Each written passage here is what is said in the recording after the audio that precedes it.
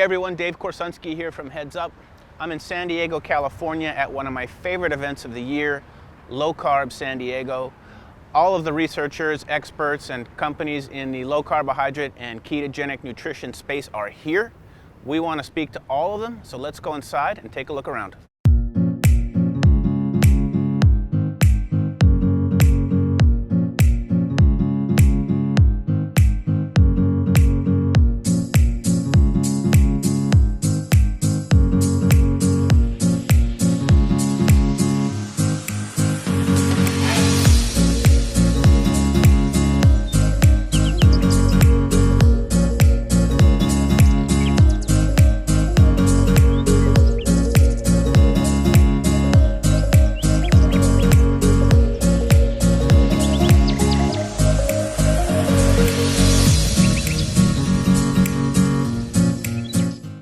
Hey all, Dave Korsunski here from Heads Up, and I'm with my dear friend, Mr. Tyler Cartwright from Keto Gains. Buddy. Yes, good to see you again, sir. Thank you. Good to see you. We met several years ago in Vegas at the Keto Gains event. It was our first and only conference. That's it. We Yeah. actually were just starting Heads Up Health at the time. I remember it was a little bit pipe dream, great vision, Yes. very, very beta All of the software. above. Yeah. Yeah. Absolutely. Yeah. So I'm really excited about the product you guys brought to market. I've been devouring this stuff. Great. And there's a lot of reasons why this has benefit. There's a lot of reasons why this product needed to exist. This product Because there was a needed gap to- in the market. Yes. So tell us, what was missing with all these other products on the market, how this solves it, because I'm in love with this stuff. For people in this community, it's really an essential tool. So what is this? What market need does it fill? Sure.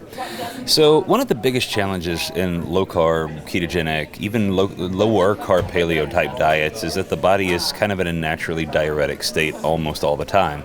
The body is just shedding fluid at a much more rapid pace than more of a standard American diet or a Western diet. Especially if you're training heavy.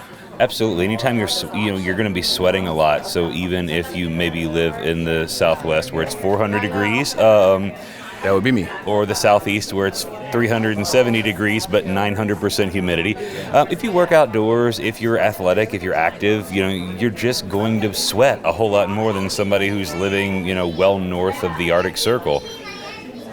And when we sweat at maximal exertion, we lose almost a gram of salt per hour of max effort exertion. People don't think about the amount. There's a reason when you lick your arm when you're sweating, it tastes salty. That's because it's salt.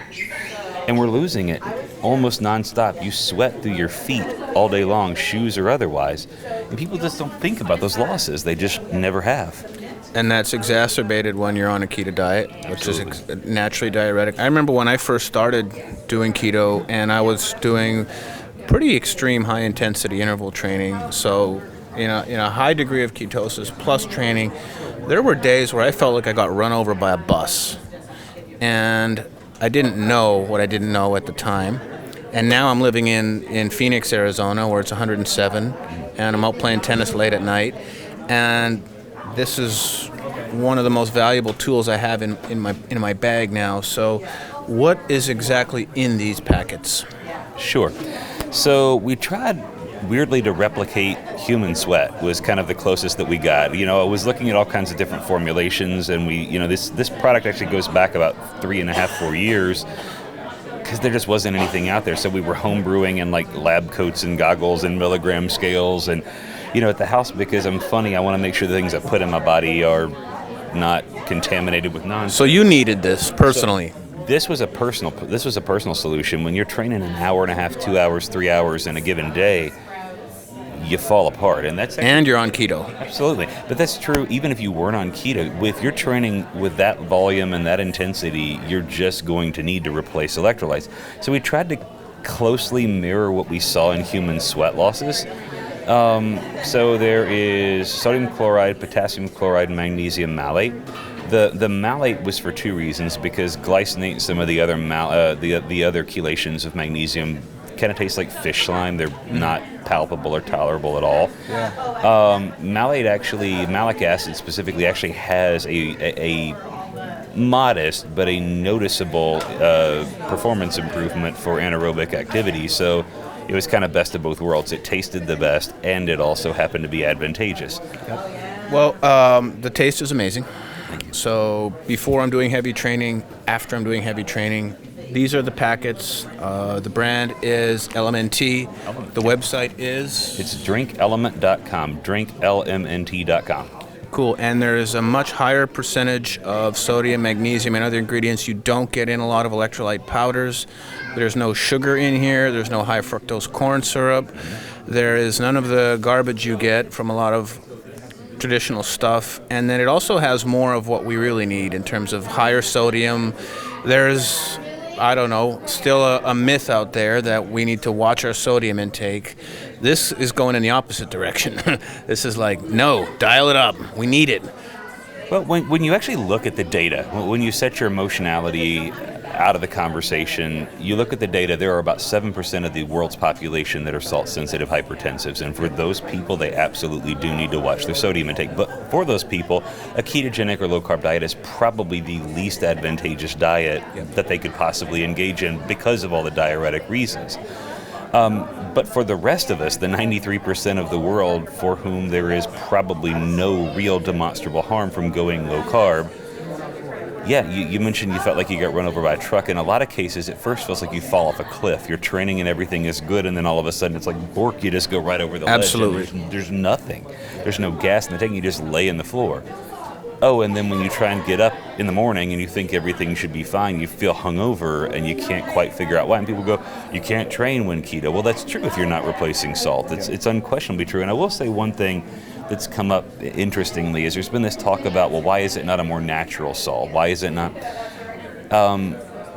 It's a little tongue-in-cheek when I say this, but when it comes to medications and supplements, this is the one place where I do not advocate a lightly refined, whole foods-based approach.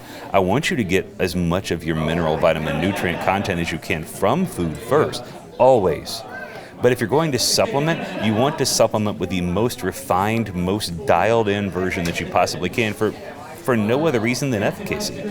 You know, we need to know that it's going to be efficacious. We need to know that if I take one today and I train this way and I train this way tomorrow, that if I take one, I'm going to get a similar dose response than if I take something where there is wild variability in the actual composition of the product. And so, you know, it's funny in a community that really fixates on naturality and light refinement. I'm a big fan of those things. Having come up through paleo meets keto since the start of this whole thing, absolutely an advocate for that, but supplementation is just the one real exclusion to that whole conversation. Cool. Well, I'm really excited about the progress you guys have made. This is now a staple for me personally. Congrats on your recent partnership with U.S. weightlifting. Mm-hmm. It's exciting to see this starting to penetrate into the sports and athletic communities. So congrats on your success, and thank you for bringing this to market, Tyler. Of course, my man. Yeah. Appreciate it. Yep.